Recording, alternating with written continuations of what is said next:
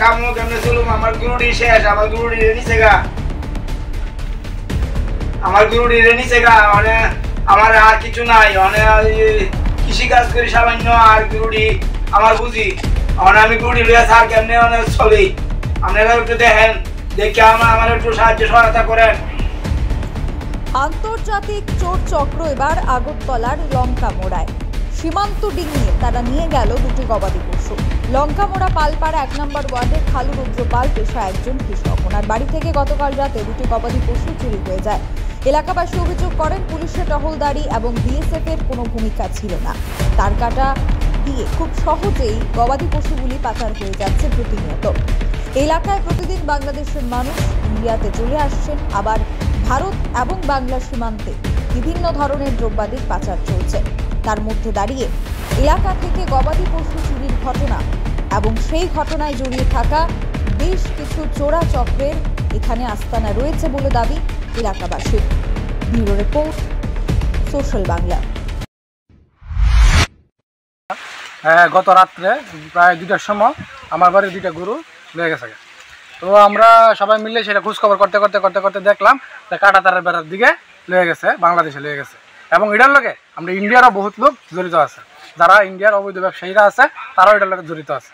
এবং আমরা তারার যন্ত্রণায় আমরা অতিষ্ঠ হয়ে গেছি। এই এলাকাবাসী আমরা মানে কোনো রকমের সিকিউরিটি নাই, আমরা নিজের থেকে সিকিউরিটি দিয়ে অনেক সময় আমরা করতেছি, কিন্তু 2 দিন পরে পরেই আবার সেম ঘটনাই ঘটতেছে। কিছুদিন বন্ধ থাকলে কিছুদিন আবার হইতেছে। বিএসএফেরও তেমন টহলদারি নাই। তারপরে আমরা পুলিশেরও খবর করলাম, এখনো পর্যন্ত পুলিশও আইছে না।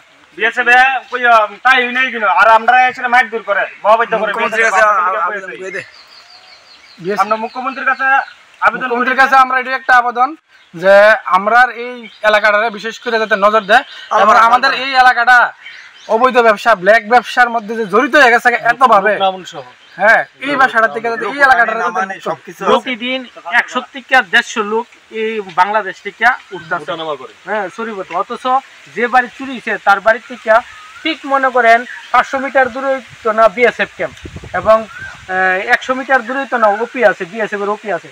তারপরে কি করে চুরিও এবং তারা কইতে না। সকাল থেকে এখন 10টা বাজে পুলিশের কোনো খবর নাই। থানার মধ্যে না হইলে 50 বার কল করা হয়েছে, তারা কোনো আইতেছে না।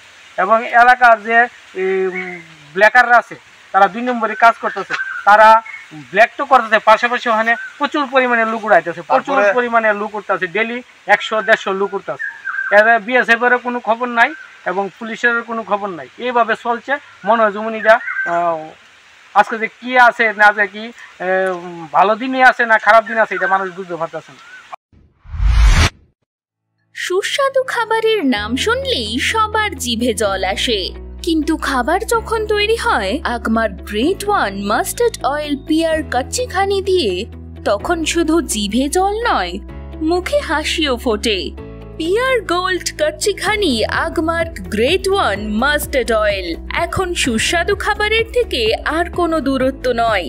100% খাঁটি সরিষা থেকে তৈরি এই তেলের মধ্যে রয়েছে ওমেগা 3। কোনো রকম ভেজাল ছাড়া মেশিনে তৈরি 100% বিশুদ্ধ পিয়ার গোল্ড গ্রেট 1 কাচ্চিখানি তেল। স্বাদ ও গন্ধে ভরপুর, যা আপনাকে খাওয়া থেকে আটকে রাখতে পারবে না। তাহলে আর দেরি না করে আজই বাড়িতে আনুন আগমার্ক গ্রেট 1 মাস্টার্ড অয়েল পিয়ার গোল্ড কাচ্চিখানি।